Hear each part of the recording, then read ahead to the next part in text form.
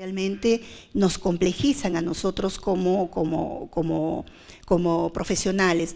Una de ellas es, por ejemplo, en el caso del Perú, que los padres ya no quieran que sus hijos aprendan quechua, porque el quechua, digamos, primero ya UNESCO ha advertido y nos ha dicho, ojo Perú, el quechua está en proceso de pérdida de una lengua, y perder una lengua es perder la tradición y perder la historia de una comunidad. Sin embargo, los padres andinos de zonas sumamente alejados no quieren que sus hijos aprendan quechua. Y la razón por la cual no quieren que aprendan quechua es porque nosotros, desde el otro horizonte, hemos degradado la lengua y hemos dicho que es una lengua de segunda, de tercera, que no tiene valor, porque entramos a procesos de castellanización violenta sin respeto por la cultura, y ahí los antropólogos tienen que ayudar muchísimo por el respeto de la cultura, y hemos entrado a castellanizar en español.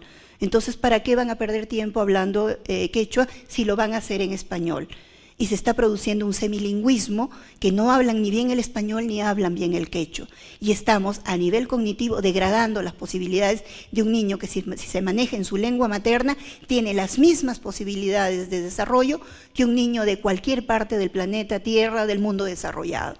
Porque las posibilidades de la mente son las mismas posibilidades, simplemente que lo que tiene que haber en el entorno es las condiciones para que se facilite esa situación. Entonces los padres piensan en la escolaridad, pero los padres no tienen, digamos, los niveles para juzgar la calidad de la educación. Para los padres, por ejemplo, en estas zonas rurales, les interesa que el niño vaya al colegio. E ir al colegio es ir a sentarse en una carpeta horas de horas de horas. Cuando hay un profesor innovador, hay un profesor creativo y quiere sacar a los niños al campo para que observen la naturaleza, para que la reconozcan y que la puedan reconstruir, los padres dicen, ese no es un buen profesor, porque los tiene todo el día caminando, paseándose y jugando. Porque en el imaginario del padre tradicional, la escuela es eso. La escuela es el sitio donde van los niños, se sientan y tienen que trabajar. Por eso el espacio de las ludotecas que hemos conocido ayer me parece un espacio realmente sumamente interesante para que el imaginario del colegio cambie en el imaginario de los padres. Porque el colegio no puede ser ese espacio donde el niño va a estar sentado escuchando al profesor y haciendo la tarea. Entonces ahí, digamos, los padres tienen esas expectativas. Por otro lado, digamos, tenemos la representación social del maestro. Y ahí tenemos un problema. Hay un problema primero que es la pérdida del estatus social del profesor. La pérdida del estatus social del profesor, en algunos materiales le llaman de los principios nobles del profesor. El profesor es la segunda agencia de socialización de un niño. Es la persona con el cual él establece vínculos y, como ayer veíamos, hace sus transiciones. Depende de la calidad del profesor para que la transición de la casa al colegio sea una transición positiva. En ese sentido, el profesor ha perdido su estatus social. Y ha perdido el estatus social porque solamente la educación, al no tener la complejidad de todo el conocimiento que se requiere para ser profesor, realmente la educación se ha improvisado demasiado. Y las formaciones técnicas de los profesores son solamente, digamos, como recetas de cocina que se aplican. Cuando pasa esto, haga esto y tiene que hacer esto, ¿no? Entonces, la práctica pedagógica es una práctica creativa, porque cada niño está aquí pidiendo y está demandando una cosa diferente. Pero si no formamos al profesor para que pueda responder creativamente a esas demandas, simplemente será un repetidor de las recetas que le enseñaron en el centro de formación. Entonces, eso ha hecho que el estatus del profesor se pierda en el reconocimiento social. Por otro lado, los profesores no quieren aceptar con claridad que tienen un papel importante en el desarrollo humano. Por eso este tipo de entornos son sumamente importantes, porque en el colectivo de los profesores, el profesor dice, eso no es mi responsabilidad, esa es responsabilidad de la casa. Pero es que casa y escuela están articuladas y están dialogando, porque mientras la casa está dando los valores elementales, el sistema educativo está ampliando el universo valorativo y tiene que haber una doble articulación.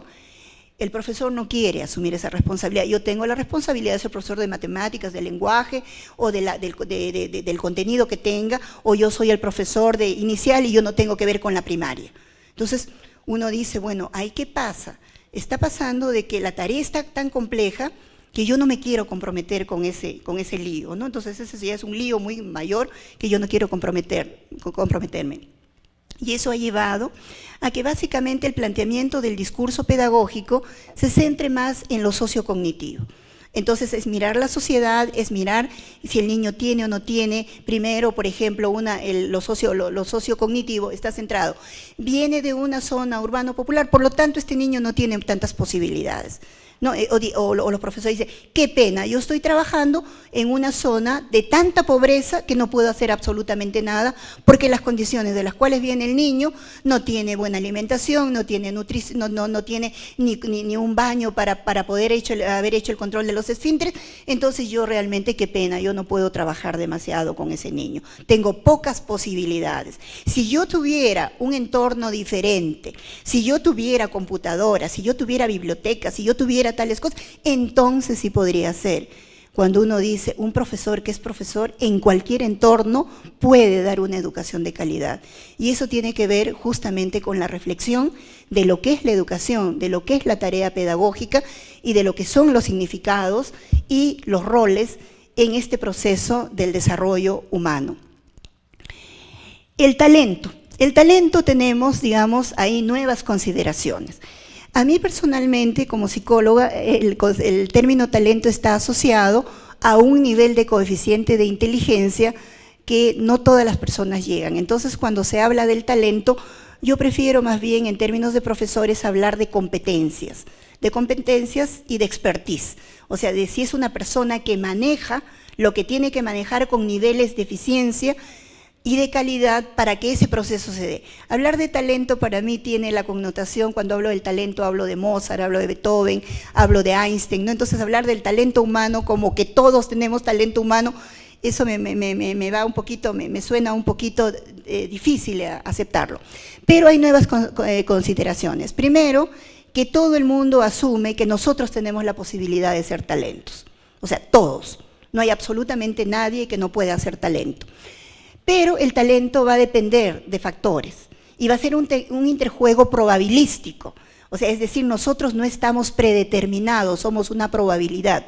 Somos una posibilidad que depende, primero, de la herencia. Y la herencia ya cambió totalmente.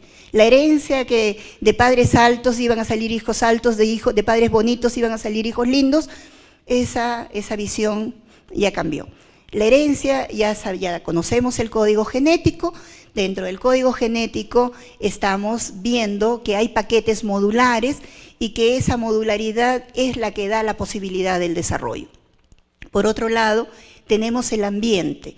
Y en los ambientes podemos ver, hay ambientes tradicionales, hay ambientes modernos, hay ambientes simples, hay ambientes complejos. Esos ambientes son los entornos en los cuales nosotros vamos a crecer. Es totalmente diferente estar en un entorno complejo a un entorno simple. O sea, las diferencias y las posibilidades son totalmente diferentes. Por otro lado, las experiencias. Las experiencias son los aprendizajes. Los aprendizajes son aquellas conductas que nosotros tenemos que realizar porque nosotros como especie tenemos que cumplir determinado tipo de tareas. Y dentro de esas tareas están básicamente las primeras experiencias son las técnicas de crianza.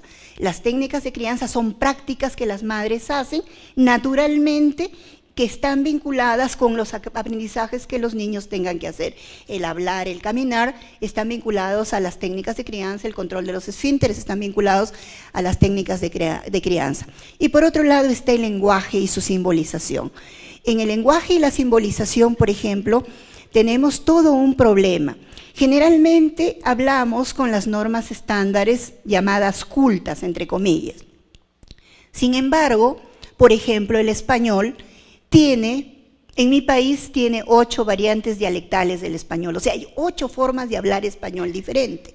Y entre un español y otro español, las diferencias son bastante significativas.